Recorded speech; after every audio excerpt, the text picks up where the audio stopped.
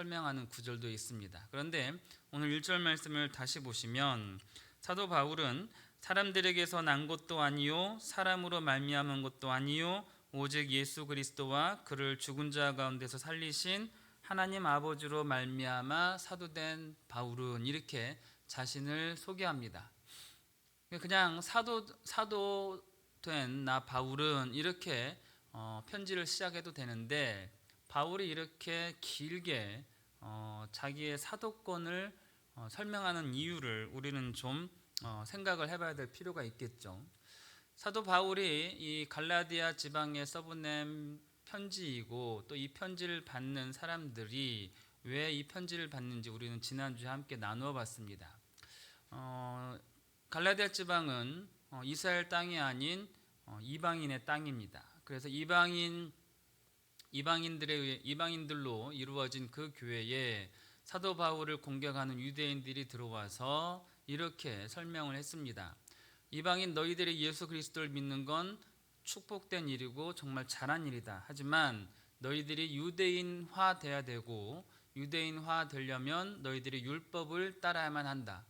율법을 따라야 하는데 그것을 행동으로 옮길 때 가장 먼저 할 것이 그리고 가장 드러나는 것이 바로 할례를 행하는 거다. 할례를 받는 거다. 그렇게 갈라디아 지방에 침투한 유대인들이 이야기를 했습니다. 그래서 바울이 그런 잘못된 율법주의와 그 다음에 공로주의를 반박하기 위해서 이 편지를 썼고 그리고 그렇게 은밀하게 들어온 그 유대인들의 공격을 당한 그 성도들에게 자신의 사도권을 방어하는 입장에서 그리고 증명하는 입장에서 1절 말씀처럼 이렇게 길게 이야기를 했습니다. 그래서 오늘 말씀을 보면 사도로 번역된 헬라어 아포스톨로스는 우리가 사도라는 뜻으로 많이 알고 있지만 원래 의미는 임무를 부여받고 보냄을 받은 자라는 뜻입니다. 그래서 교회에서 임무를 부여받고 보내심을 받은 자, 이 아포스톨로스를 교회에서 차용해서 하나님의 일을 하는 사람, 사도, 그렇게 교회에서는 사용을 했습니다. 바울이 자기가 사도라는 이 단어를 통해서 자기에게 두 가지 의미가 있다고 이야기를 합니다. 첫 번째는 사도 바울이 바울 이전에 사울의 삶을 살았습니다. 우리가 잘 아는 것처럼. 그래서 그는 교회를 핍박했고 예수 믿는 사람들을 잡아서 죽였습니다. 그리고 초대교회 첫 순교자인 스데반을 죽일 때에도 그는 가장 앞서서 스데반의 처형을 이렇게 주도했죠. 그것만으로도 성이 차지하는 이 사울은 예루살렘 그 종교 권력자들에게 가서 여기서 멀리 떨어진 지금의 시리아의 수도인 다마스커스에도 예수라는 사람을 믿는 무리가 있으니 내가 그들을 다 잡아서 예루살렘으로 끌고 오겠습니다 라고 이야기를 했습니다. 그리고 그들의 허락을 받아서 그들의 보냄을 받아서 사도 바울이 다메섹으로 내려갔죠. 다메섹으로 가는 길에서 사도 바울은 빛 가운데 오신 예수 그리스도를 만나게 됩니다. 그리고 그 이후에 이제는 사람이 보내는 삶이 아니라 예수 그리스도가 보내는 삶을 바울은 살기 시작했죠. 그래서 바울은 이 사도라는 단어에서 나는 예전에 사람들이 보내는 그런 삶을 살았지만 이제는 나는 예수 그리스도께서 보내시는 삶을 사는 사도다라는 그런 이야기를 하고 있습니다. 그리고 이 1절 중반부부터 이제 다시 말씀을 보시면 오직 예수 그리스도와 그를 죽은 자 가운데서 살리신 하나님 아버지로 말미암아 내가 사도가 됐다라고 이야기합니다.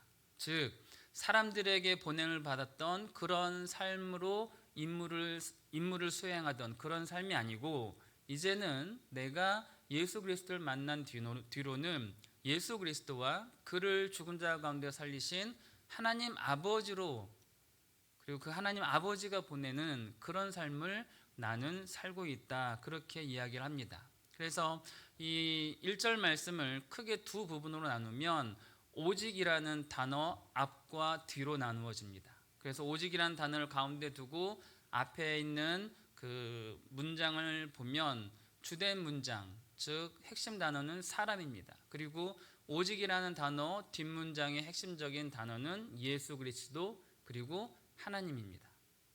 그래서 사도 바울이 1절 말씀을 통해서 자신의 사도권을 좀 의심하는, 그리고 의심을 심어주고 있는 유대인들을 향해서 내 사도권은 사람들이 준 것이 아니고 예수님의 직계 제자인 그들과 구분되는 것도 아니지만 그분의 예수님의 직계 제자에게 주신 그 사도권과 나는 동일한 사도권을 갖고 있는 사람이다. 그렇게 바울이 이야기를 하고 있습니다. 그래서 이 오직이라는 단어가 1절 말씀에서는 상당히 중요한 단어입니다. 이 오직이라는 단어가 헬라에서는 알라라고 쓰여졌는데, 이 알라라는 단어는 문장의 전체에서 앞에 있는 것을 강하게 부정하는 단어로 사용되었습니다. 그래서 이 오직이라는 단어를 중심으로 앞에 있는 것을 강하게 부정할 때에 알라라는 이 단어가 사용되었습니다. 그래서 사도 바울이 내가 오직 앞에 있는 사람들을 다 내가 부정하고 오직 예수 그리스도와 그를 죽은 자 가운데 살리신 하나님 아버지로 인해서 내가 사도가 됐음을 너희들은 알아라. 그런 강조를 하고 있는 말씀이 1절 말씀입니다. 그래서 바울이라는 사람을 갈라디아 지방에 있는 교인들이 모르는 사람이 별로 없습니다. 왜? 비시디아, 안디오, 그 다음에 더베, 루스드라, 이고니온 다 바울이 바나바와 함께 도시마다 거치면서 교회를 세웠기 때문에, 그리고 바울과 바나바가 그곳에서 전한 것은 자기 자랑이 아니라 예수 그리스도 뿐이었습니다. 더군다나 루스드라에서는 사도 바울이 돌팔매질을 당했고 그 돌팔매질을 당해서 사람이 죽은 걸로 루스드라 사람들이 알았습니다. 사도행전 14장 19절 말씀을 보면 유대인들이 안디옥과 이고니온에서 와서 무리를 충동하니 그들이 돌로 바울을 쳐서 죽은 줄로 알고 시외로 끌어내치니라. 돌로 열심히 바울에게 돌을 열심히 던져서 바울이 쓰러졌는데 움직이지를 않아요. 돌 맞고 죽었구나. 그래서 사도 바울의 시체를 그냥 질질 끌고 성 밖에 던져버렸습니다. 그런데 어떻게 됐습니까? 바울이 그 처참한 그리고 무지막지한 돌팔매질을 당하고도 죽지 않았습니다. 한번 생각을 해보시기 바랍니다. 유대인들은 돌로 사람을 쳐 죽일 때 이렇게 합니다. 가장 우두머리, 연장자가 돌로 쳐 죽일 사람 앞에 딱 서서 커다란 돌로 그 사람의 정수리를 한 대 팍 칩니다. 그러면 돌로 정수리를 맞으니까 피가 뿜어지고 쓰러지겠죠. 그리고 나오면 주위에 있는 사람들이 그 사람을 향해서 다 돌을 던집니다. 그런 무지막지한 돌팔매질을 당한 바울이 몸을 꿈틀꿈틀하면서 일어났어요. 일어나서 병원으로 갔느냐? 아니에요. 자신에게 돌팔매질을 한 루스드라 성으로 다시 들어갔습니다. 여러분 상상을 한번 해보십시오. 죽은 줄 알고 내던진 시체 같은 바울이 일어나서 루스드라 성에 딱 들어왔을 때 그에게 돌팔매질을 한 사람들은 얼마나 두려웠겠습니까? 그리고 그 돌팔매질을 지켜본 루스드라 성 사람들은 바울이 전한 예수의 이름을 결코 무시할 수 없었을 겁니다. 다 예수 이름 앞에 무릎을 꿇었겠죠. 이 정도로 갈라디아 지방에서 바울은 모든 성도들에게 다 머리에 인식이 된 사람입니다. 그런데 굳이 사도 바울이 1절 말씀에 있는 것처럼 길게 이렇게 내 사도권을 변명하는 이유는 그를 의심하는 성도들이 있었고 또 그를 의심케 하는 무리들이 준동하려는 것을 사도 바울이 알았기 때문입니다. 바울은 고린도 교회 성도들에게도 자신의 사도권을 변호하는 그런 글을 써보냈었습니다. 고린도전서 15장 8절로 10절 말씀입니다. 맨 나중에 만삭되지 못하여 난 자 같은 내게도 보이셨느니라. 나는 사도 중에 가장 작은 자라. 나는 하나님의 교회를 박해하였으므로 사도라 칭함받기를 감당하지 못할 자니라. 그러나 내가 나된 것은 하나님의 은혜로 된 것이니 내게 주신 그의 은혜가 헛되지 아니하여 내가 모든 사도보다 더 많이 수고하였으나 내가 한 것이 아니요 오직 나와 함께 하신 하나님의 은혜로라. 바울은 자신의 사도권을 의심하는 고린도 교회 성도들에게도 이렇게 구구절절하게 편지를 써보냈습니다. 여러분들이 제 목사 그 직위를 의심을 하신다면 요즘은 간단하죠. 제가 졸업증명서 띄워와가지고 광고판에 걸어놓으면 되니까요. 하지만 이 당시 바울의 사도권은 종이 문서가 없었습니다. 그러니 바울로서는 자신의 사도권을 의심하는, 그리고 의심하려고 하는 갈라디아 지방 교회 성도들에게 이렇게 이야기를 할 수밖에 없었던 거죠. 그렇다고 해서 갈라디아 지방에 있는 성도들이 바울을 의심했을까요? 아마 의심하지 않았을 겁니다. 왜? 바울이 세운 교회에 어떻게 자기들이 나왔으며, 특히나 루스드라 성에 있는 교회 성도들은 바울이 일어나고 또 돌팔매질 당해서 끔찍한 일을 당했던 그 일을 알기 때문에 결코 바울의 사도권을 의심하진 않았을 겁니다. 그래서 이 오직이라는 단어가 지금을 살아가는 우리에게 던져주는 질문이 있습니다. 바울이 사람으로 말미암지 않고 사람에게서 보내심을 받지 않은 그런 삶을 살았듯이, 그리고 오직 예수 그리스도와 하나님의 보내심을 받은 삶을 살았던 것처럼 우리들도 오직 예수 그리스도와 하나님의 말씀으로 살고 있는가? 라는 질문을 오늘 1절 말씀은 저와 여러분들에게 던져주고 있습니다. 세상에 좋은 책이나 그리고 명언이나 그리고 여러 가지 감동을 주는 이야기들이 참 많이 있습니다. 바울도 사울 이전의 삶을 살 때는 나름 자신의 인생의 기준이 있었습니다. 율법, 그리고 바리새인의 가르침, 공회 의원으로서의 품위, 이런 것들이 사도 바울의 삶의 기준이었습니다. 그러나 예수님을 만난 뒤에 바울은 자신의 삶의 기준을 다 버렸습니다. 마찬가지로 지금을 살아가는 저와 여러분들도 예수님 믿기 전에 각자의 삶의 기준이 있었을 겁니다. 부모님이 해주신 말씀, 또는 살아오면서 감명 깊게 읽었던 책에서 나온 구절들, 그리고 선배나 후배로부터 들었던 이야기들, 아마 이런 것들이 모여서 우리들의 삶의 기준이 되었을 겁니다. 그러나 예수 그리스도를 믿고 난 뒤에 그 모든 것들을 우리는 다 버렸습니다. 왜? 예수 그리스도와 하나님의 살아계신 말씀이 그것과는 완전히 확연하게 다르기 때문입니다. 뭐가 다를까요? 고전이나 명언이나 선후배들의 좋은 이야기나 감동, 이것과 예수 그리스도와 하나님의 말씀이 뭐가 다를까요? 큰 차이는 이건 것 같습니다. 책이나 감동적인 이야기나 여러 사람들의 금언, 좋은 말들은 사람이 죽기 전까지는 유효합니다. 그러나 그 모든 것들은 사람이 죽고 난 뒤와 그리고 죽은 뒤에 일어나는 일에 대해서는 침묵하고 있습니다. 그러나 예수 그리스도와 하나님의 살아계신 하나님의 말씀은 사람이 왜 죽는지, 그리고 죽은 뒤에 뭐가 그 사람에게 일어나는지를 명확하게 우리에게 이야기해 주고 있습니다. 로마서 6장 23절 말씀입니다. 죄의 삭은 사망이요 하나님의 은사는 그리스도 예수 우리 주 안에 있는 영생이니라. 히브리서 9장 27절 말씀입니다. 한 번 죽는 것은 사람에게 정해진 것이요 그 후에는 심판이 있으리니. 사람들이 하는 말이나 책이나 좋은 말, 감동적인 이야기는 절대 이런 이야기를 해주지 않습니다.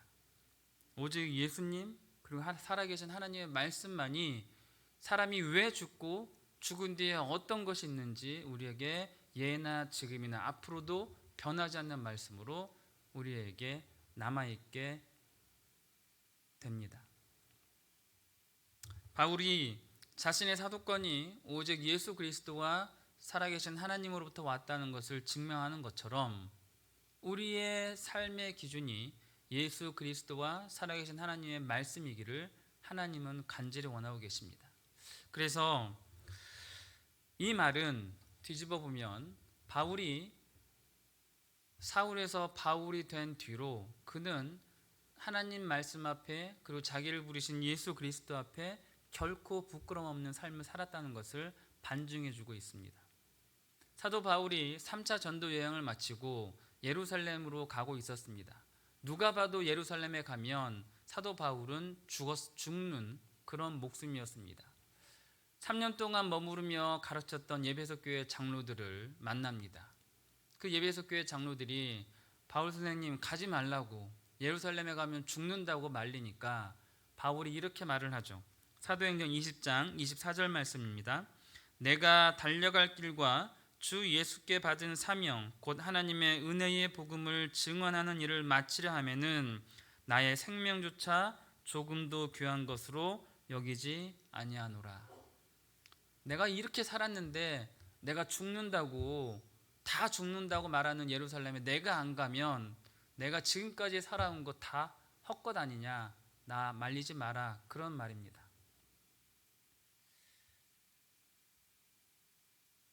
오직 예수님과 살아계신 하나님의 말씀을 삶의 기준으로 삼고 살아간다는 것은 그렇게 쉬운 일은 결코 아닙니다. 사람들이 묻습니다. 왜 굳이 그 길을 걸으려 하냐고. 많은 사람들이 찾지도 않고 그 길 걸으면 손해봐야 되고 그 길 걸으면 괴롭고 그 길 걸으면 외로운데 왜 넓은 길 마다하고 십자가에 달려 죽은 예수가 알려준 그 길, 그리고 네가 말하는 살아계신 하나님의 말씀이라고 하는 그 말씀을 따라 살려고 하느냐라고 저와 여러분들에게 묻습니다. 그런 질문을 우리가 혹시나 안 받았다면 우리는 심각하게 내 믿음을 한번 되돌아봐야만 합니다. 왜? 내가 그렇게 살지 못했기 때문에 사람들이 나에게 그런 질문을 하지 않는 겁니다. 개인적으로 저한테 묻습니다. 목사님, 뭐가 좋아서 목사 일을 하십니까? 철없는 20대, 30대 때 왜 신학의 길을 걸었냐고 물었을 때는 제가 이렇게 대답했습니다. 나 3살 때 고추 달린 손자 이루라고 우리 할아버지가 서원기도 하셨다. 그래서 걷는다. 후배들한테 그랬습니다. 군에 들어와서 많은 분들이 물었습니다. 목사님, 목사 힘드시죠? 제가 뭐라고 답을 했을까요? 힘듭니다. 그랬습니다. 그러면 반드시 이제 돌아오는 질문이 있죠. 그러면 때리치시지 뭐 하려고 하시냐고. 제가 그렇게 답을 했습니다. 생명이 때려치면 다시 살아납니까? 생명은 하나입니다. 하나. 나한테 하나뿐인 생명을 주셨기 때문에 나 힘들어도 나는 이 일을 합니다. 제가 이렇게 이야기하고 난 뒤에 누구도 그 부대에서 저한테 목사 왜 하냐고 묻는 사람이 없었습니다. 사랑하는 우리 창군교회 식구 여러분, 여러분들은 왜 이 길을 걸으십니까? 수많은 길이 많이 있는데 왜 오직 예수님과 그리고 살아계신 하나님 말씀에 여러분들의 삶을 다 걸고 사십니까? 잠깐 눈을 돌리면 좀 편하게, 그리고 다른 사람들처럼 좀 폼나게 살 수 있는데 왜 오직이라는 그 단어 앞에 여러분들의 인생을 다 걸고 사십니까? 여러분들에게 세상이 이렇게 물을 거고 지금 저도 여러분들에게 묻고 있습니다. 바울은 똑같이 그런 질문을 받았을 겁니다. 그가 수많은 글로 그의 답을 했지만 그의 답이 삶이 받쳐주지 않았다면 우리는 결코 그가 쓴 이 서신을 나누지 않았을 겁니다. 지금은 100마디 말보다 한 번의 행동으로 그 답을 보여줘야 하는 시대를 우리가 살고 있습니다. 왜 굳이 오직 예수만 찾고 오직 하나님 말씀만 붙들고 사냐는 그 질문에 우리는 삶으로 답을 해야만 합니다. 오직이라는 단어가 기독교의 우월성만을 나타내는 건 절대 아닙니다. 오직이란 단어는 우월성보다는 포용성입니다. 넓고 높고 깊은 그 포용성으로 우리가 다른 이들을 껴안을 때에 우리에게 그런 질문하는 이들은 말하지 않을지라도 우리가 왜 오직 예수의 오직 하나님 말씀에 인생을 거는지 그 답을 스스로 알게 될 것입니다. 한 해가 이제 저물어 갑니다. 우리가 오직 예수 그리스도, 오직 살아계신 하나님 말씀을 우리의 삶의 기준으로 살았다면 이 한 해가 우리에게는 다시 오지 못할지라도 우리 삶의 참으로 기쁜 추억으로 남는 한 해가 될 것입니다. 남은 한 해 여러분들의 인생의 오점이 되지 않도록 남은 한 해 최선을 다해서 오직 예수 그리스도, 오직 살아계신 하나님 말씀 앞에 사도 바울이 인생을 걸었던 것처럼 남은 한 해도 우리가 다 걸고 주의 기쁨의 삶이 될 수 있는 우리 모두가 될 수 있기를 존귀하신 주의 이름으로 간절히 부탁을 드립니다. 기도하겠습니다.